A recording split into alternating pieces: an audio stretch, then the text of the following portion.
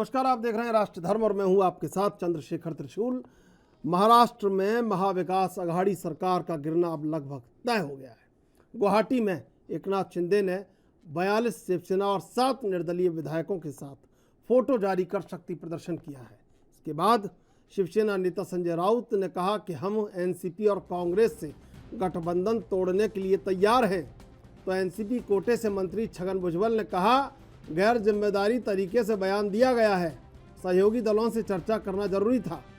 जानकारी के मुताबिक सरकार गठन और आगे की प्रक्रिया को लेकर महाराष्ट्र बीजेपी की बैठक हुई है। बैठक में बीजेपी ने शिंदे को महाराष्ट्र मंत्रिमंडल में 8 कैबिनेट रैंक किया है। इसके साथ ही केंद्र में भी 2 मंत्री पद देने की पेशकश की है। आपको बता दें कि इससे पहले बागी नेता एकनाथ शिंदे ने एक चिट्ठी शेयर की है। चिट्ठी संजय सिरसाट ने लिखी है, मगर इसमें सभी विधायकों की भावनाएं बताई गई हैं। चिट्ठी में लिखा है, शिवसेना विधायकों के लिए आपका दरवाज़ा हमेशा बंद रहता था। आप इन विधायकों की सुनते नहीं थे, वहीं शिंदे हमेशा विधायकों की सुनते थे और आगे भी सुनेंगे। ये जो संजय सिरसाट की चिट्ठी है, इस चिट्ठी ने महाराष्ट्र में शिवसेना के बचे कुचे तेवर को भी ठंडा कर दिया है और अब शिवसेना दहाड़ नहीं रही है। अब समझौते के लिए सुर मिला रही है एकनाथ शिंदे से, लेकिन एकनाथ शिंदे हैं कि गुवाहाटी से रोज नई चालें चल रही हैं। कल कहा कि हमसे हमारे आके बात संपर्क में लगभग 20 विधायक है, मैं आपको बताता हूँ। और जब मुंबई में आ जाएंगे तो पूरा खुलासा हो जाएगा। आपने मेरे चेहरे पर देखा है, कोई तनाव है, कोई शिकंज है, कुछ नहीं है। इस प्रकार की जो संकट है, प्रसंग है, तूफान है, उनसे सामना करने का पूरा अनुभव हमको है। हम बाला साहब ठाकरे जी के साथ सालों साल से काम किया है, उद्धव जी के साथ काम किया है। सिर्फ हम बाला साहब के भक्त बोलने से नहीं होता है। जो भक्त बाला साहब का किसी प्रेशर में पार्टी छोड़ता है, ईडी के दबाव में पार्टी छोड़ता है, वो बाला साहब का भक्त नहीं हो सकता। हम है, हमारे ऊपर भी पूरे दबाव है।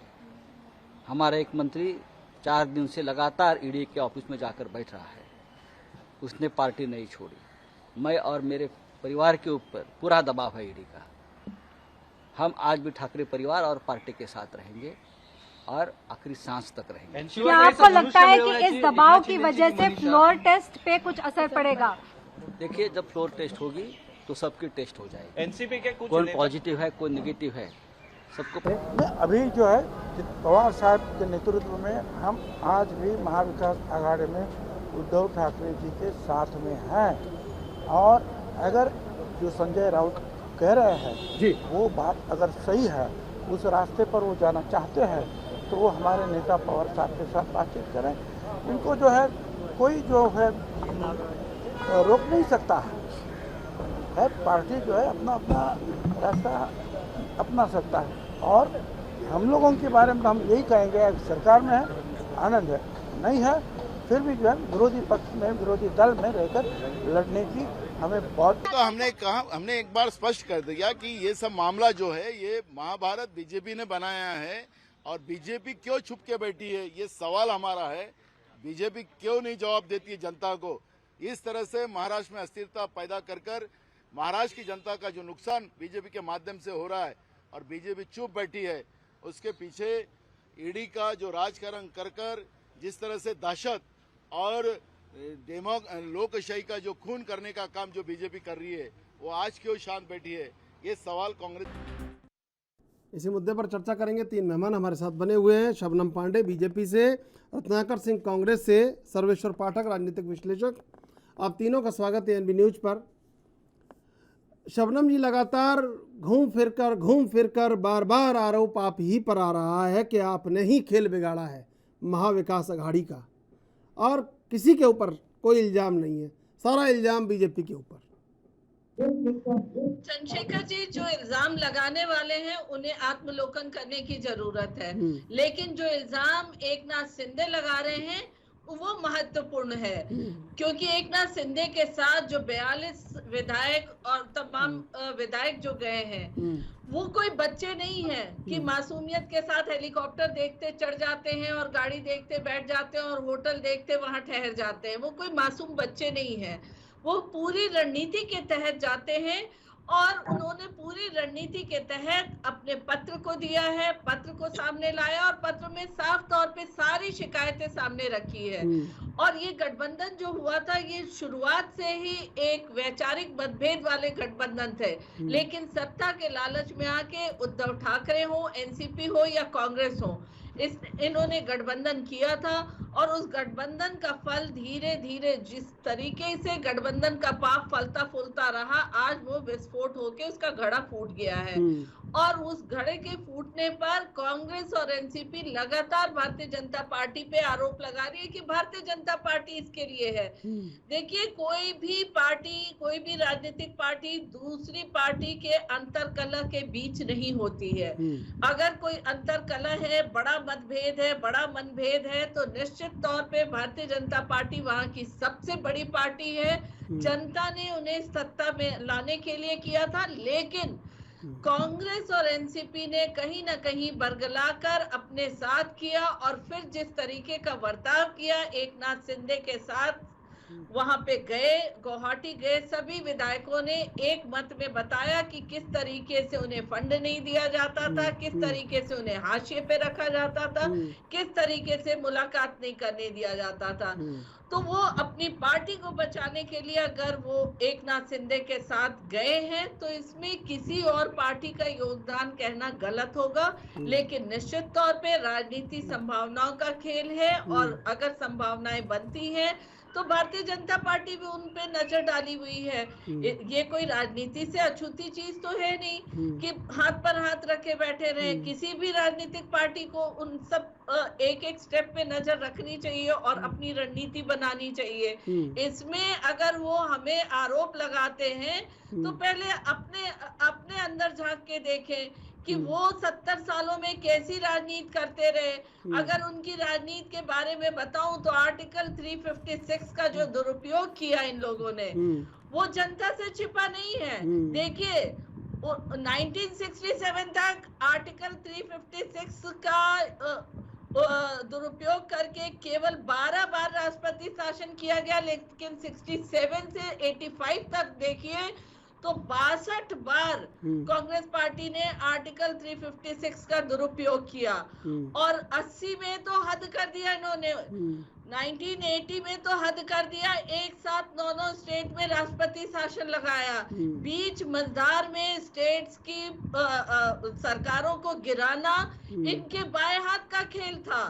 और इंदिरा गांधी के समय में अगर देखा जाए तो 45 बार और कांग्रेस ने अब तक के आजादी के बाद से 91 टाइम्स आर्टिकल 356 का दुरुपयोग किया।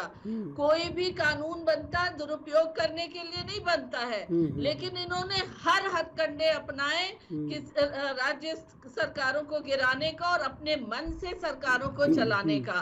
पर आज यहाँ एक पार्टी के में अंतरकलह है, एक पार्टी अपने वजूद की लड़ाई लड़ रही है, क्योंकि हर पार्टी नेता के साथ साथ कार्यकर्ताओं से भी बनता है। और एक परिवारवाद की पार्टी को जिस तरीके से दिखाया कि लोकतंत्र को आप हाशिए में रखते हो। देखिए, जब राजतंत्र चलता था तो राजा का उत्तराधिकारी बेटा होता था, लेकिन जब लोकतंत्र चलता है तो किसी भी मुख्यमंत्री और प्रधानमंत्री का बेटा उत्तराधिकारी नहीं होता। तो ये या पार्टी का अध्यक्ष का उत्तराधिकारी उसका बेटा नहीं हो सकता। पर जिस तरीके से एक एक करके परिवारवाद का नाश हो रहा है, ये निश्चित तौर पे लोकतंत्र मजबूती की तरफ जा रहा है। इस पर अगर कोई हम पे लांछन लगाता है तो हमें स्वीकार है, क्योंकि हम लोकतंत्र को देश में मजबूत करना चाहते हैं। ठीक है सर्वेश्वर पाठक जी, देखिए कहीं ये भी नज़र आता है कि दिल्ली के बाद दूसरी राजधानी, आर्थिक राजधानी देश की मुंबई, सबसे बड़े बजट की बृहन मुंबई महानगर पालिका, उसके बाद लगातार बहुत सारी चीज़ें।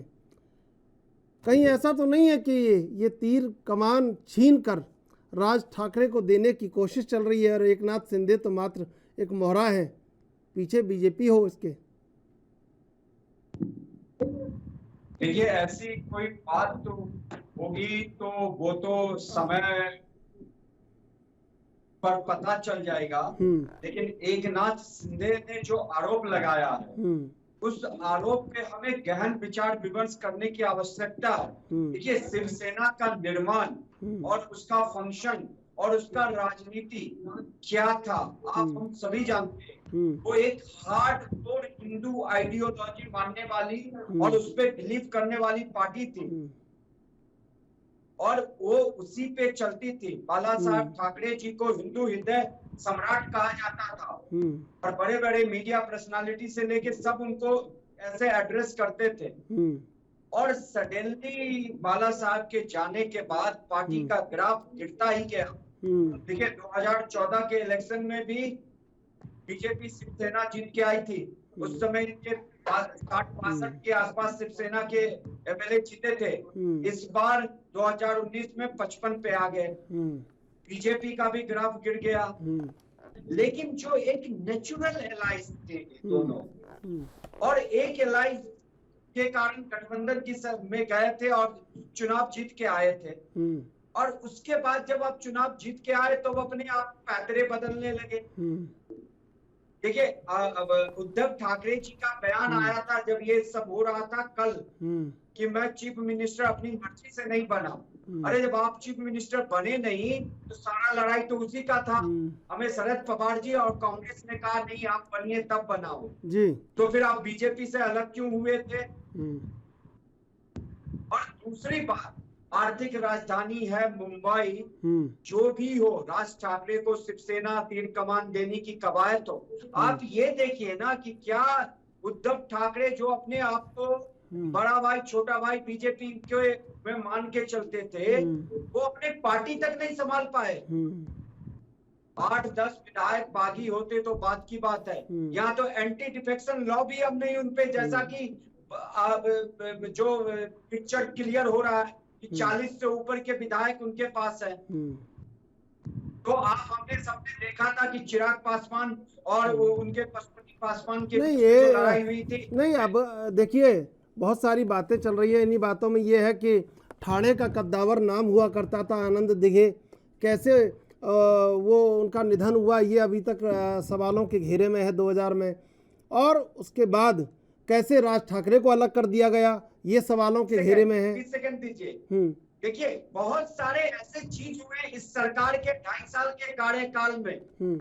देखिए, मुकेश अंबानी कोई छोटा मोटा आदमी नहीं है। उसके घर के आगे गाड़ी में बिस्कुट रख के मिला। उसके बाद आप देखिए महाराष्ट्र का गृह मंत्री वसूली गैंग का सरदार निकला और अभी जेल में है।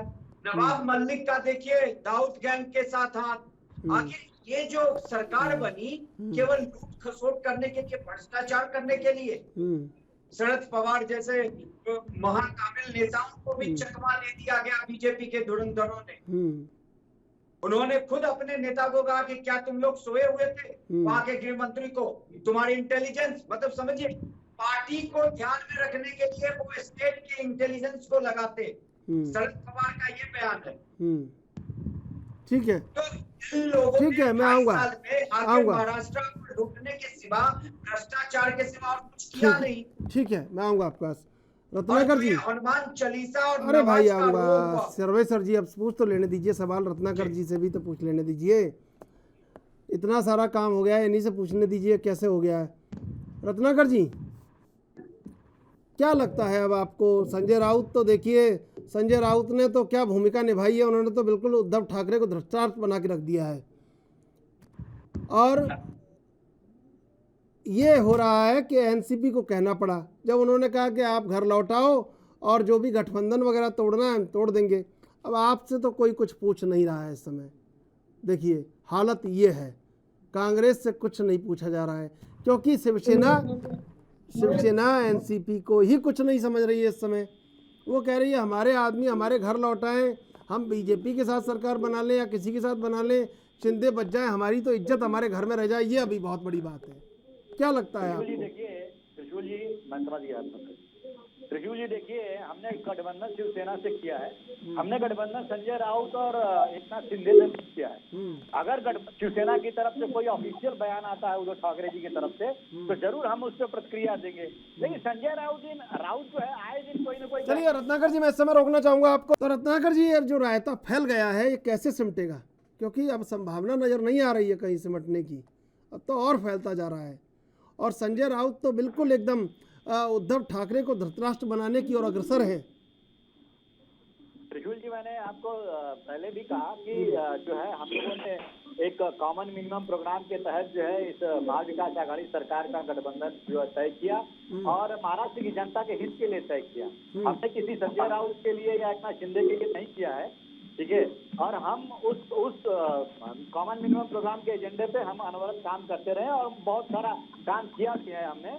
और कोविड में देखा किस तरह से WHO ने भी महाराष्ट्र की सरकार को की तारीफ की थी, तो वो सब काबिल तारीफ काम था। और हमने किस तरह से लोगों को कोविड में सुविधाएं दी, पैसा दिया। अरे लेकिन अब क्यों हो रहा है ये? अब क्या हो गया? अब क्या हो गया? त्रिशूल जी सुन लीजिए, अभी मेरे भाई जो सर्वेश्वर जी है पाठक जी, ये इनको मैं घोषित प्रवक्ता बोलता हूँ बीजेपी का।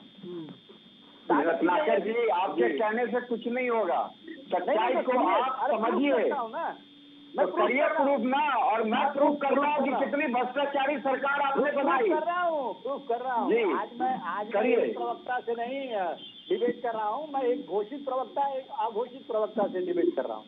और अक्सर यही होता है। देखिए, ये आरोप आप ही एक लगाने वाले नहीं है, मेरे को इससे कोई फर्क नहीं पड़ता। मैं अपना स्टैंड क्लियर रखता हूँ और उसी पे बोलता हूँ। अरे तो रत्नाकर जी देखिए, रत्नाकर जी ये देखिए, आप वो वक्त भूल गए जब सरकारें यूपीए की कांग्रेस की हुआ करती थी और कई बड़े बड़े पत्रकार दिग्गज, ठीक है ना, लेकिन वो भी बोलते थे। अब सर्वेश्वर पाठक कुछ बोल रहे हैं तो आप समझ लीजिए, कुछ हम पूछ भी लेंगे उनसे। क्या है ये देखिए, ये पहले एक शबनम जी कुछ कहना चाह रही हैं आपसे। शबनम जी कुछ कहना चाह रही हैं आपसे रत्नाकर जी। शबनम जी, के रोल में हमेशा बने रहते हैं। रत्नाकर जी बुरा नहीं मानिए, क्योंकि रत्नाकर जी जिस पार्टी से आजकल पार्टी के प्रवक्ता हर जगह जाकर हर मीडिया वाले को, हर लोगों को कहते हैं आप भाजपा के प्रवक्ता हैं, क्योंकि उन्हें कहीं न कहीं भाजपा की तारीफ उन्हें पेट में दर्द करती है। उनके आंखों में जरा सुन लीजिए, मुझे मौका मिलेंगे अगर पूरी बात करने के लिए। नहीं, अब देखिए ये आरोप, अब देखिए भाई, देखिए शबनम जी आरोप मुझ पर लग जाएगा अगर मैं उनको बोलने नहीं दूंगा कि शबनम जी को मौका दे रहे हैं, सर्वेश्वर जी को दे रहे हैं, खुद बोल रहे हैं, लेकिन हमको नहीं बोलने दे रहे हैं। इसलिए प्लीज, यही एक निष्पक्ष पत्रकार की यही जो है प्रवृत्ति होती है कि वो सबको समान भाव से देखे और समान रूप से देखे। मैं चंद्रशेखर जी के इनके लिए मैं हमेशा देखता रहा हूँ, ये कभी भी समान मौका देते हैं किसी के लिए। और मैं अपने भाई मित्र जो बैठे हैं मेरे पाठक जी, मैं इनसे भी उम्मीद करूंगा कि ये दो चार तारीफ वाली बातें जो हमने किया है। नहीं देखिए, आपने भी खूब पत्रकारों को राज्यसभा में भेजा है, आपने भी खूब पत्रकारों को राज्यसभा में भेजा है भाई, आप ये मत कहिए, ठीक है। तो अब मौका नहीं ढूंढे पत्रकार, अब पत्रकार मौका नहीं ढूंढे। इन्हें याद भी दिलाइए कि पत्रकारों को पद्मश्री और पद्म भूषण की दिलाया है। आपने दिया, आप कैसे? ये तो रत्नाकर जी देखिए, इसको मैं एडमिट नहीं करूंगा। देखिए कुछ ना कुछ लोग तो ऐसा है ना, खोजेंगे भाई। सर्वेश्वर पाठक जी खोज रहे हैं अपॉर्चुनिटी, तो क्या है उसमें? आपके समय में खोजा गया ये तो। मैं प्रूफ कर रहा हूँ कि ये जो है बीजेपी का एजेंडा चलाते हैं तो बैठ के, चाहे कोई भी। चलिए ठीक है, मैं पूछ लूंगा, देखता हूँ। देखिए, ये कह रहे थे कि उद्धव ठाकरे की क्षमता पे ये प्रश्न उठा रहे थे। जी हाँ, मैं इनको सुन लीजिए, मैं बता रहा हूँ। जी बोलिए, मैं डिस्टर्ब नहीं कर रहा हूँ, बोलिए ना। जी ये बता रहे थे कि उद्धव ठाकरे जी जब से बाला साहब के बाद कमान संभाला है इन्होंने, तब से पार्टी पतन की ओर अग्रसर है। मैं बताना चाहता हूँ कि भाई साहब जब बाला साहब जी का गुजर गए तो बहुत सारे लोगों ने प्रिडिक्ट किया कि ये अब जो है शिवसेना खत्म है, अब इसके बाद शिवसेना उठ नहीं पाएगी। लेकिन आप शायद वो चीज भूल गए। उसके बाद बीएमसी का चुनाव हुआ था और शिवसेना, आपको मालूम नहीं होगा, मैं महाराष्ट्र में 2500 साल से यहाँ बैठा हूँ। शिवसेना एक कैडर बेस्ड पार्टी है, कार्यकर्ताओं की पार्टी है, ठीक है।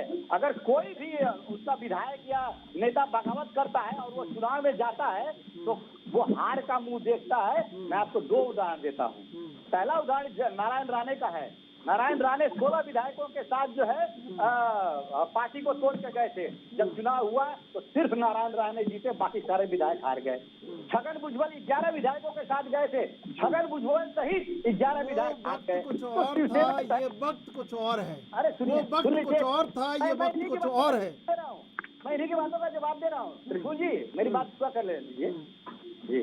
तो ये जो उसके बाद ये समझ गई ये कैडर बेस्ड पार्टी शिवसेना है और इसको कोई भी इस तरह से न जाने कितना टूट हुआ राज ठाकरे और न जाने कितने लोग बड़े बड़े सत्तावार नेता जो जिसको मुख्यमंत्री भी बनाया था उन लोगों ने पार्टी छोड़कर चले गए तो पार्टी खत्म नहीं होगी। और पार्टी जो उठी है उसके बाद जब बीएमसी का इलेक्शन हुआ था उसके बाद बीएमसी पूर्ण बहुमत में आई थी और वो भी उद्धव ठाकरे के नेतृत्व में आई थी।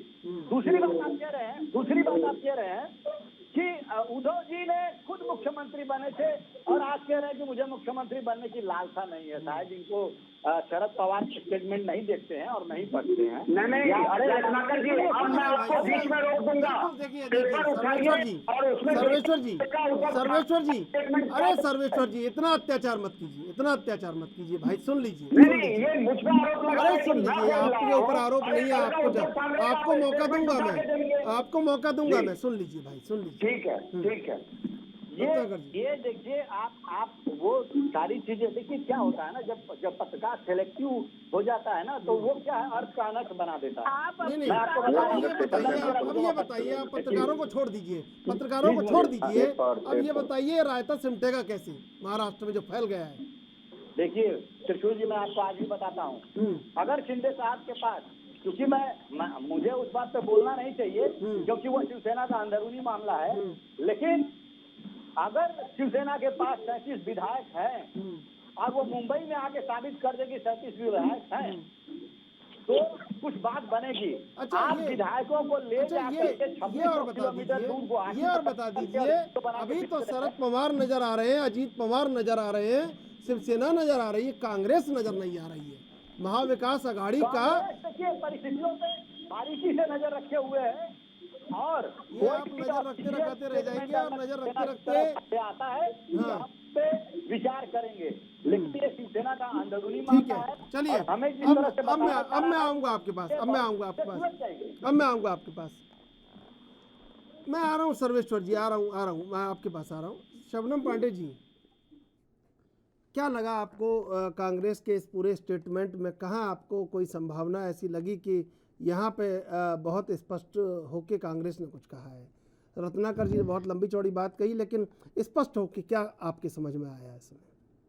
कि रत्नाकर जी ने जितनी बातें की मुझे ऐसा लगा कि ये शिवसेना के प्रवक्ता हैं और शिवसेना की बातें करते रहे। मुझे कहीं भी कांग्रेस के प्रवक्ता इन्हें दिखे नहीं है क्यों। और दूसरी बात, मैं इनकी मजबूरी समझती हूँ क्योंकि शिवसेना ने आज एनसीपी और कांग्रेस को ऐसा करके रख दिया है कि वो किसी भी डिसीजन लेने की कैपेसिटी में नहीं रहे।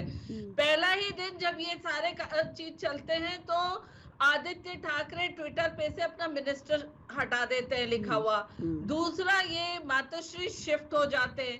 ये सारे स्टेप्स अगर देखिए तो कहीं ना कहीं हथियार डालने वाले स्टेप्स हैं, भले ही बयान में कुछ बोले। फेसबुक पे अगर महाराष्ट्र को रत्नाकर जी सुन लीजिए, फेसबुक पे अभी थोड़ी सरकार गिर जाएगी, आधा घंटे में थोड़ी सरकार गिर जाएगी, अभी थोड़ी इस्तीफे हो जाएंगे शबनम पांडे जी के कहने से।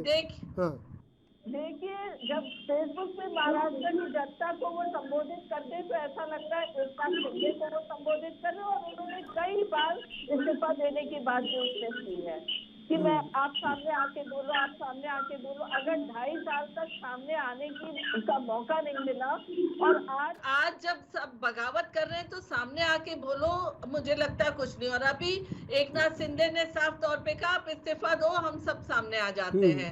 तो अब ये नहले पे दहला है कि इधर से ये कहते हैं कि आप आओ तो मैं इस्तीफा दे दूं, ये कहते हैं आप इस्तीफा दो तो हम आएंगे। अब देखना है। और सुनिए शबनम जी सुनिए, रिमोट आपने चुरा लिया है, रिमोट कंट्रोल चुरा लिया है।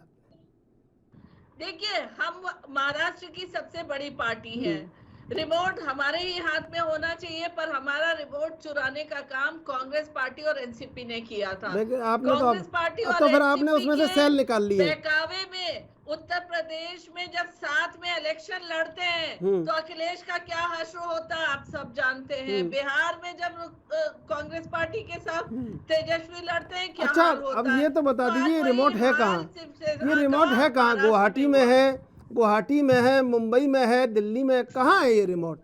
क्योंकि कांग्रेस भी खोज रही है, शरद पवार भी खोज रहे हैं। रिमोट एक नाथ शिंदे के पास है और ये सब नहीं, एनसीपी भी जानती है, एनसीपी भी जानती है और कांग्रेस भी जानती है। आज इन्हें रिमोट तो आपके पास है, रिमोट आपके पास है।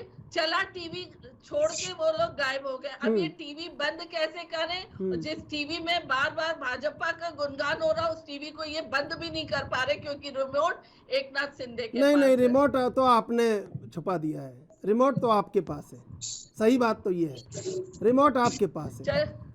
चलिए, अगर आप मानते हैं रिमोट हमारे पास है तो होना चाहिए, क्योंकि देश की सबसे बड़ी पार्टी है, सबसे मजबूत, और महाराष्ट्र में जनता ने उन्हें ही रिमोट दिया था। पर कहीं ना कहीं ये छलावे के साथ आए थे, तो इस छलावे ने आ रहा हूँ रत्नाकर जी, आ रहा हूँ इनको पूरी तरीके से इनके चेहरे को खोल दिया। जिस तरीके से हनुमान चालीसा पढ़ने पे देशद्रोही बना दिया जाता है, जिस तरीके से पालघर में साधुओं को मारने पर कोई कार्रवाई नहीं होती है, जिस तरीके से पुलिस प्रशासन वसूली के लिए छोड़ दिए जाते हैं, जिस तरीके से देश के एक बड़े उद्योगपति के घर के बाहर विस्फोटक जमा कर दिए जाते हैं, किस तरीके से हत्या कर दी जाती है उस जिसने पुलिस को गाड़ी दी, मतलब तमाम ऐसे ठीक है, बिल्कुल देखने को आए। मैं आपका जवाब लूंगा, लेकिन इससे पहले लेंगे छोटा सा ब्रेक के बाद फिर हाजिर होंगे।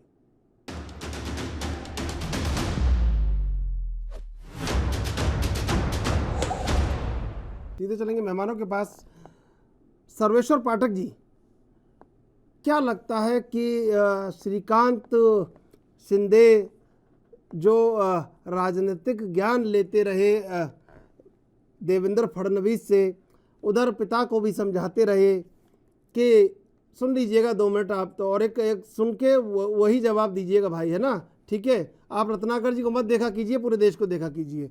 आप सोचते पूरा बम रत्नाकर जी पे गिरा देते हैं, ठीक है? उनको बकस दीजिए, मेरे सवाल का जवाब दीजिएगा।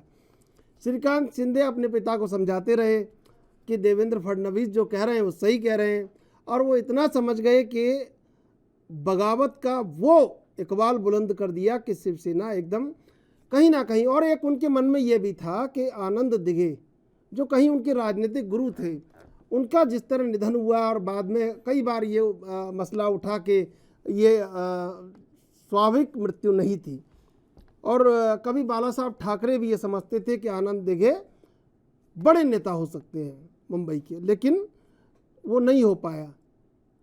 कहीं ना कहीं एकनाथ शिंदे के मन में ऐसा कुछ चल रहा था, फिर उनकी फाइलों को रोक देना, समृद्धि प्रोजेक्ट को रोक देना, तमाम चीज़ें, हवा बराबर लगी रही थी इस आग को। क्या मैं जो सवाल पूछ रहा हूँ उसका जवाब मुझे दीजिएगा कि क्या लगता है कि राज ठाकरे का कोई बयान नहीं आया? कैसे राज ठाकरे चुप है? कुछ समझ में नहीं आता। किसने कहा है उनको चुप रहने के लिए? क्या राजनीतिक विरासत का हस्तांतरण होने वाला है? मैं ये सवाल जो पूछ रहा हूँ ये आने वाले समय में होता हुआ दिखेगा, इसलिए मैं पूछ रहा हूँ क्या वाकई में एकनाथ शिंदे मौरा हैं और राजनीतिक विरासत का हस्तांतरण होने वाला है? तीर कमान लेकर क्या शिंदे राज ठाकरे को सौंपने वाले हैं? मैं बार बार ये सवाल पूछ रहा हूँ। देखिए, आप ये सवाल पूछ रहे हैं, इसमें देखिए राजनीति जो है संभावनाओं का ये होता है, और इसमें समय अब जो होता है वो बहुत महत्वपूर्ण होता है। अभी का जो समय है इसमें ये कयास अगर लगाए जा रहे हैं तो इसमें कोई मतलब संशय नहीं है, ऐसा भी हो सकता है। लेकिन एकनाथ शिंदे का ये बयान है कि मैं शिव सैनिक और मैं पार्टी नहीं तोड़ रहा हूँ। यही बयान तो खतरनाक है भाई, यही बयान तो खतरनाक है। इसका मतलब है कि शिवसेना चाहिए, इसका मतलब है आप छोड़िए शिवसेना। नहीं, वो अपने आप को एक शिव सैनिक ही मान रहे हैं। हाँ उन्होंने जब पहला उनका बयान आया तो आप हम सभी जानते हैं, छुपते ही कहा कि महाविकास आघाड़ी को छोड़ो, बीजेपी के साथ मिलके आप सरकार बनाओ, और आराम से हम चलाते हैं। तो अगर ये राज ठाकरे को शिफ्ट हो जाएगा, मैं इसमें नहीं मानता। जो अभी का सिनेरियो चल रहा है, अभी देखिए जो संजय राउत का टोन, लहजा, बोलने का तरीका होता था, उसमें आप देखिए किस तरीके का अमूल चूक परिवर्तन हो चुका है। मतलब शिवसेना, उद्धव ठाकरे पूरे अंदर से हिल गए हैं, जमीन उनके पैर के नीचे से सरक गई और उनको पता नहीं चला। और आप कितने साल के हैं आदित्य ठाकरे, बताइए। उस आदित्य ठाकरे को बीजेपी से बातचीत करने के लिए आप भेज देते हो। मतलब इतने बड़े अमित शाह जी हो गए, स्टारवर्ड नेता मोदी जी हो गए, और एक आदित्य ठाकरे को भेज देते हो। उसके बाद वो आदित्य ठाकरे एकनाथ शिंदे के मंत्रालय में जाके अपना हस्तक्षेप करता है। तो देखिए त्रिशूल जी, ये कोई गड़बड़ी नहीं है। जितने भी पॉलिटिकल पार्टी जो रीजनल पार्टी हुई है, वो अपने पुत्र प्रेम, पुत्री प्रेम में ऐसे ही कार्य करती आ रही है, और वो उनको बढ़ाने के ही चक्कर में थे। यूपी में देख लिया अखिलेश यादव को, उधर बिहार में तेजस्वी यादव को, लालू यादव, उधर चेन्नई चले जाइए तो कैसे, क्या नाम है, स्टालिन, और उसमें लड़ाई हुई थी, स्टालिन को आगे बढ़ाया। सर्वेश्वर जी, रत्नाकर जी को भी कह सकते हैं आप। अरे भाई, यही मुझे डर लग रहा था, यही डर लग रहा था मुझे, यही मुझे डर लग रहा था, सच में यही डर लग रहा था मुझे कि अब ये घूम फिर के कहीं कांग्रेस पाएंगे, यही डर लग रहा था। मैं बात कर रहा हूँ, टोटली बात कर रहा हूँ कि जितने भी पॉलिटिकल पार्टी हुई है, आदित्य ठाकरे एक नए युवा नेता है, ठीक है, वो युवाओं की भर्ती कर रहे थे शिवसेना में, कोई दो राय नहीं है। लेकिन जिस लोगों ने मिलके पार्टी खड़ी की है, आप उसके मंत्रालय में हस्तक्षेप करोगे तो इसका क्या मतलब जाता है कि नहीं, मैं जो हूँ मैं ही स्वयंभू हूँ, और फिर कांग्रेस पार्टी की बात करूंगा, क्योंकि आलाकमान जो कहता है कांग्रेस पार्टी में वही होता है। ठीक है रत्नाकर जी, कभी कभी बहुत कमी खलती होगी अहमद पटेल की, मोतीलाल वोरा की, पुराने दिग्गजों की। अब कांग्रेस में वो पेच नहीं रहा, वरना चाल का जवाब चाल से मिलता, लेकिन इस बार जवाब कुछ नहीं है। इस बार तो शिवसेना ही जब दहाड़ नहीं पा रही है, शिवसेना ही समझौते पर उतर आई है। जो शिवसेना दहाड़ती थी कभी, उसका रिमोट कंट्रोल खो गया है, बताइए आप। और वो कह रहे हैं आप आ जाओ। अब लुका छिपी चल रही है, चुनौती देने वाला कोई नहीं है बीजेपी को। जिस तरह चुनौती दी जाती थी, जिस तरह विपक्ष में बीजेपी चुनौती देती थी, वो चुनौती नजर नहीं आ रही है इस पूरे खेल में। देखिए त्रिशूल जी, जिस तरह से भारतीय जनता पार्टी, उद्धव ठाकरे जी खुद स्वयं बोले हैं, और उनका फेसबुक लाइव आया था, तो भी उनका स्टेटमेंट बहुत ही भावुकता वाली थी। जिस प्रकार बोले हैं कि भावुकता ही बची है और कुछ बचा भी नहीं है। नहीं तो सुनिए, उसमें सच्चाई भी है ना, उनका दर्द समझिए। उद्धव ठाकरे ने बोला कि ये वही भारतीय जनता पार्टी है जिसके साथ जब हम सरकार में थे तो हमको बार बार अपमानित होना पड़ता था। तो आप उसके घर पे कैसे जाएंगे जो बार बार आपको अपमानित करता है? कोई नहीं जाएगा। अगर स्वाभिमानी व्यक्ति होगा कोई, तो कोई नहीं जाएगा। उनको महाविकास आघाड़ी का साथ पसंद आया, और वो बहुत ही सुचारू रूप से अपना सरकार चला भी रहे थे। और जहां तक देखिए अभी ये जो अच्छा, ये मूल्यांकन किया आपने, ये मूल्यांकन किया। संजय राउत ने कहा कि हम छोड़ देंगे, भाई छोड़ देंगे हम, आप आ जाओ। आपने समझा उस समय कि उस समय मूल्यांकन करते क्या वैल्यू उस समय रही, बताइए आप। नहीं देखिए त्रिशूल जी, अरे भाई सुन, सर्वेश्वर जी आप एक तो पीछे से तीर मत चला दिया कीजिए, बिल्कुल पूछ लेने दीजिए। जो सवाल का जवाब मैं ले लूँ वही बहुत है अभी तो। रत्नाकर जी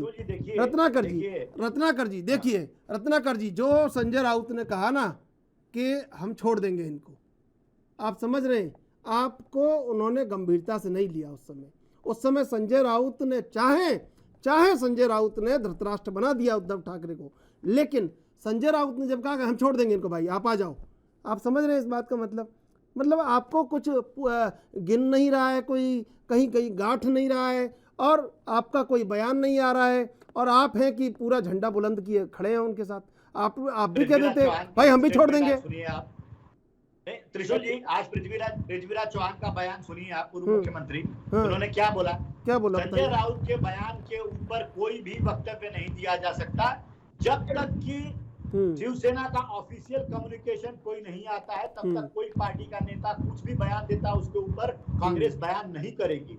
ये उनका अंदरूनी मामला है, वो निपटेंगे।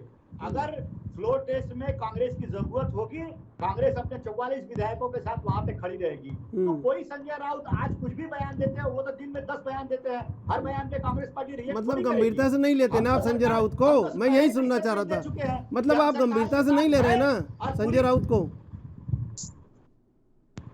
मतलब आप गंभीरता से नहीं ले रहे ना संजय राउत को, यही मैं सुन रहा हूँ। जब तक हमने पार्टी के साथ समझौता किया है और पार्टी का ऑफिशियल कम्युनिकेशन कभी होगा तो हम उसके ऊपर रिएक्ट कैसे बचेगी सरकार? सरकार कैसे बचेगी?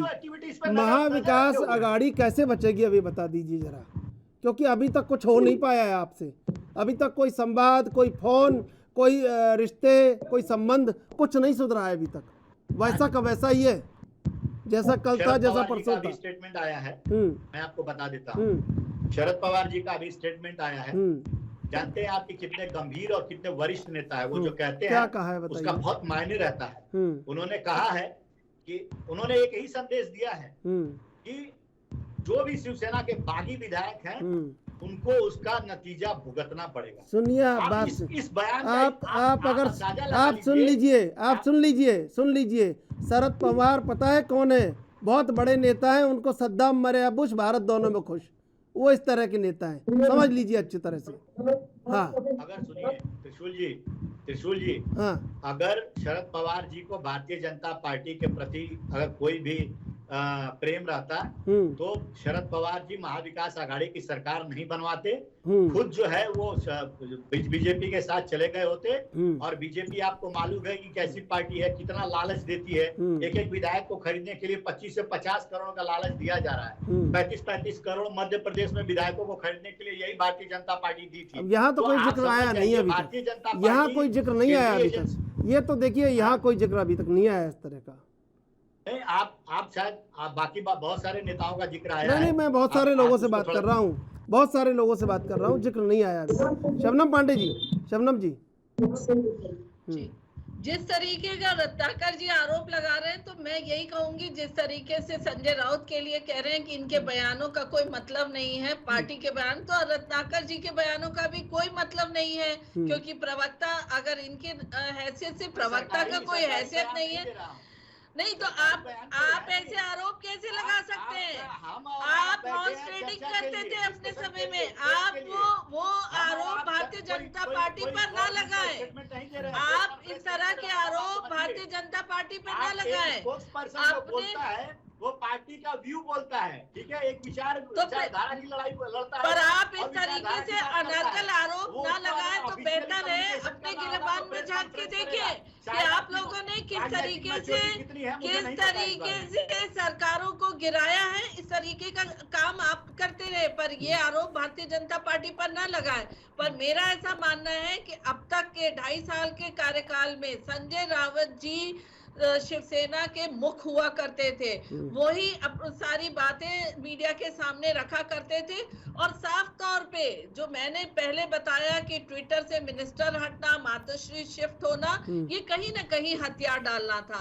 और उसी हथियार डालने को लेकर संजय राउत जी ने ऐसे बयान दिए हैं। ये अलग बात है कि बिल्ली खरगोश पे अगर झपट्टा मारने गई, खरगोश आंख बंद कर ले, वही हाल इनका है कि आंख बंद करके उसको नकारने को तैयार है। शबनम जी, शिंदे जी ने शिवसेना जी, शबनम जी देखिए, अब 2.5 सरकार को देखें कि मान सम्मान को देखें कि भागीदारी को देखें, बताइए आप। देखिए, सबसे बड़ी चीज बार बार ये कह रहे हैं, या एनसीपी बार बार एकनाथ शिंदे के साथ जो भी विधायक गए उनके हश्र के बारे में चर्चा कर रहे हैं। पर ये इनको बता दूं, एकनाथ शिंदे जी ने बार बार कहा कि मैं शिवसेना नहीं छोड़ रहा हूं, और इस बात को बार बार कहा। आज उद्धव ठाकरे जी की सत्ता लालच ने उन्हें न सरकार में रहने लायक छोड़ा, न पार्टी में रहने लायक छोड़ा। अब ये निश्चय उन्हें करना है, ये निर्णय उन्हें करना है कि वो अपनी पार्टी के साथ खड़े होते हैं या एनसीपी और कांग्रेस के साथ खड़े होते हैं। सुन लिया आपने रत्नाकर जी, सुन लिया। अब ना पार्टी के लायक बचे हैं ना सत्ता के लायक बचे हैं। सुन लिया आपने। 2 मिनट दीजिएगा त्रिशूल जी, जरा 2 मिनट मुझे दीजिएगा। हाँ। ये मोहतरमा जो कह रही है सत्ता का लालच के बारे में, सत्ता का लालच किसको है? किसने महाविकास आघाड़ी की सरकार को बार बार गिराने की कोशिश किया है? शरद पवार जी ने बोला तीसरी बार। फिर आपको लालच नहीं तो सत्ता में क्यों? सुन लीजिए, मैंने बोला नहीं अभी, आप सुन लीजिए मेरी बात। ये सत्ता का लालच, इनको ये सत्ता लोलुप सरकार है, ये किसी भी अवसर को छोड़ना नहीं चाहती है और हमेशा इनका प्रयास रहता है कि किसी तरह इनमें फूट पड़ जाए और ये हमारे साथ आ जाए। और आप में पड़ गई। आपने देखा कि अजीत पवार के साथ ये लोग राज्यपाल को उठाते हैं सुबह भोर में और 6:30 बजे सुबह में शपथ लेने का काम कौन करता है? वही एनसीपी को तोड़ने का ये प्रयास पहले भी कर चुके थे, तो अभी टूट जाएगी, का प्रयास कर रहे हैं, अभी टूट जाएगी।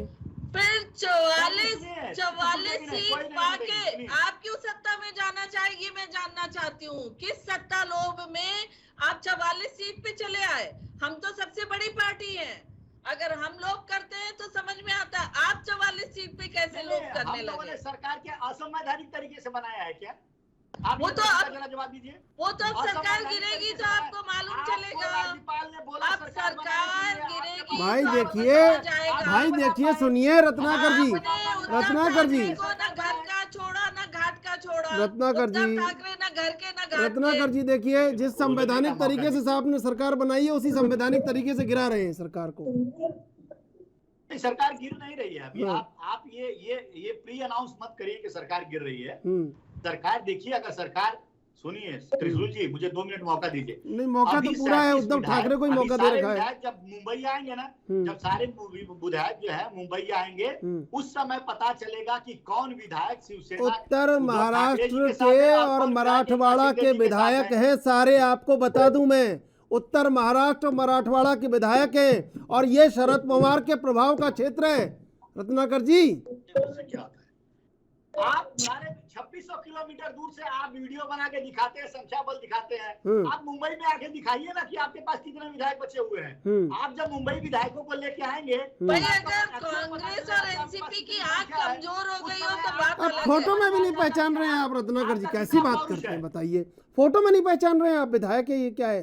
नहीं, त्रिशूल जी ऐसी बात नहीं, सुनिए, ये विधायकों का आ रहा हूँ मैं, सर्वेश्वर जी आ रहा हूँ। विधायक भाग के भी आए उसमें, शायद पूनम जी को पता नहीं है। 2 विधायक उसमें वहां से भाग के भी आए हैं।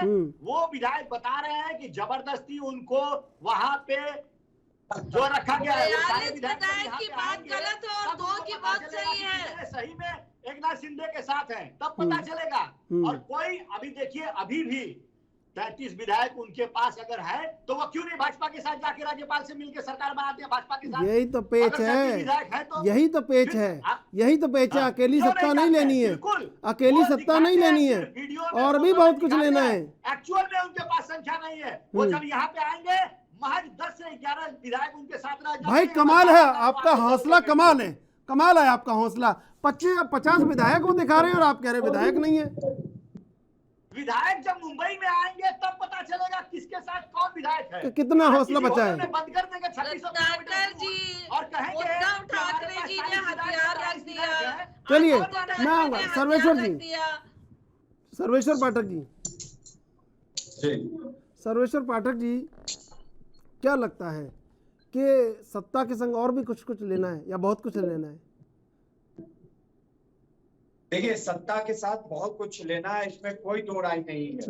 कांग्रेस पार्टी माने न माने, एनसीपी माने न माने, जब शरद पवार अपने गृह मंत्री को ये कहते हैं और ये पूरी मीडिया में रिपोर्ट आती है कि तुम कैसे हो, तुम्हें कैसे पता नहीं चला, स्टेट सीआईडी डिपार्टमेंट कर क्या रही थी कि इतना बड़ा कांड हो गया, शिवसेना के माफीनामा भी बता दीजिएगा। एक मिनट, अब आपके बाद में मैंने नहीं बोला था रत्नाकर जी, अब मुझे भी मौका दीजिए, आपने बहुत समय दिया। दूसरी बात, त्रिशूल जी मुझे ये बताइए कि क्या विधायक छोटे बच्चे हैं जिसको मुंबई से गोद में उठा के सूरत ले गया और सूरत से उठा के गुवाहाटी ले जाया गया, या भ्रमित कर दिया गया? भागने की क्या जरूरत है? बताइए, अब यही बातें बची है करने के लिए, यही बातें बची हैं करने के लिए, क्या करें बताइए आप कह रहे हैं कि फोटो उनकी नहीं है। क्या है वो 6 घंटा पैदल चल के आए, बारिश में भीग के आए, भाग के आने की क्या जरूरत थी फिर उनको? अच्छा भाग के आने की क्या जरूरत थी? बात बताइए, जब आप नहीं, अब ये जनता को सर्वेश्वर जी लेकिन जनता बहुत डरती होगी भाई, सियासत बहुत खराब है। बताया कि 2 दिन मारा है उनको, इंजेक्शन लगा दिए, और वो बहुत अंधकार में भारी बारिश में भागकर कैसे हाईवे तक पहुंचे, वहां से लिफ्ट लेकर कैसे पहुंचे। तो जनता डरती तो होगी सियासत से कि भाई बहुत खराब है, विधायक ही पिट रहे हैं। इंजेक्शन लगाया तो दिल्ली के एम्स आए और वहां पे पूरा जांच करवाए और फिर निकलवाए कि भैया कौन सा इंजेक्शन लग गया उसको। दिल्ली के एम्स के डॉक्टर तो भारत के सबसे अरे रहने दीजिए आप, ऐसा कोई स्टेट बताइए जहां कांग्रेस की सरकार हो। राजस्थान नहीं कह सकते क्या आप दिल्ली ले जा रहे हैं, गुवाहाटी ले जा रहे हैं, आप भी यही तो बात है। फिर आपको क्या आरोप लगते हैं? आप राजस्थान का नाम नहीं ले सकते थे क्या?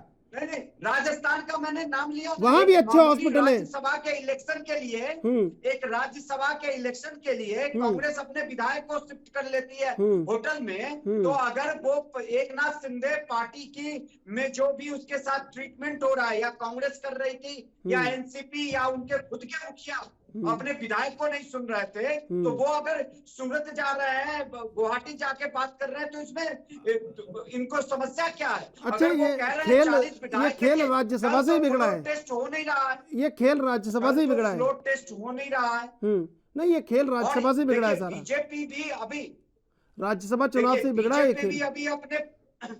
बीजेपी भी अपने पत्ते नहीं खोल रही है, क्योंकि यहाँ पे जो नंबर गेम ही सबसे बड़ा मामला है। अगर 37 या उससे ज्यादा विधायक नहीं होंगे तो एंटी डिफेक्शन लॉ का मामला आ जाएगा।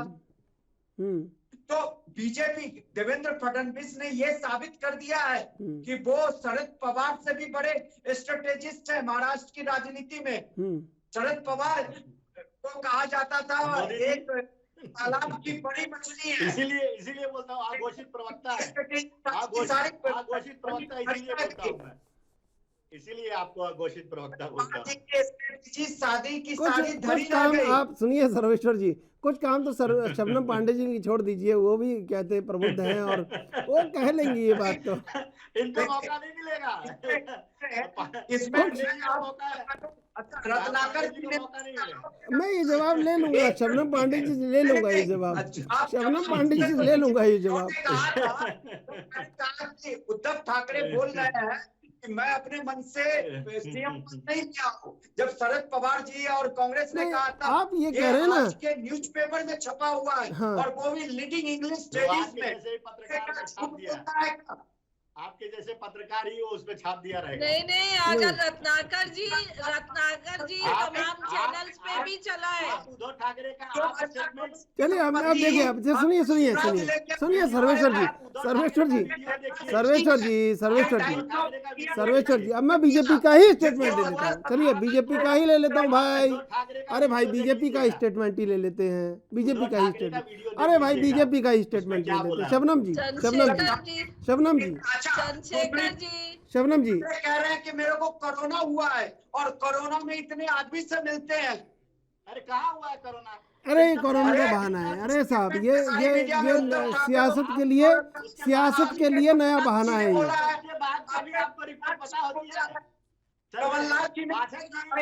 उसके बाद आपको रिपोर्ट पता होती है, उसके बाद भी एक रिपोर्ट आई थी। चलिए आप सुन लीजिए अब ऑफिशियल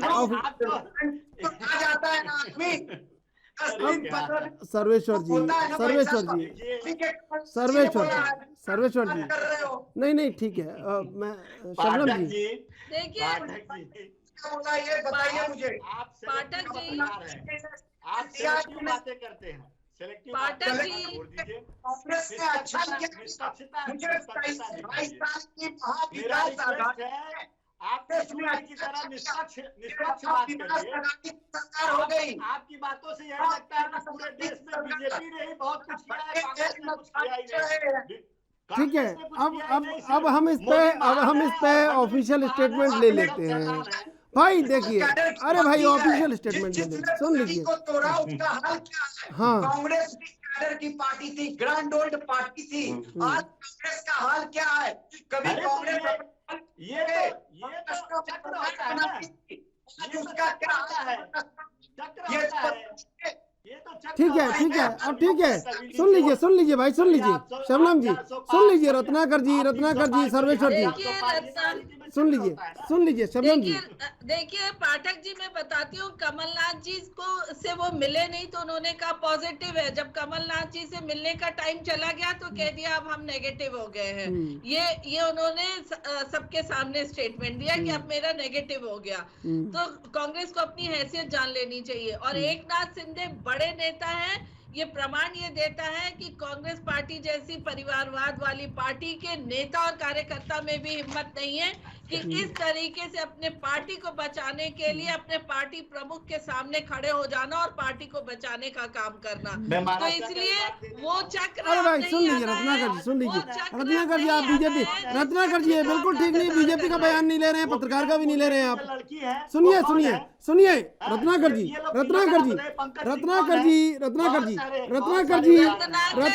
सुनिए आप सुनिए भाई, नहीं ये आप राजनीतिक विश्लेषक का बयान भी नहीं ले रहे हैं और बीजेपी का भी नहीं ले रहे हैं, ये गलत बात है। बिल्कुल समय समाप्त हो रहा है, बता दीजिए शबनम जी।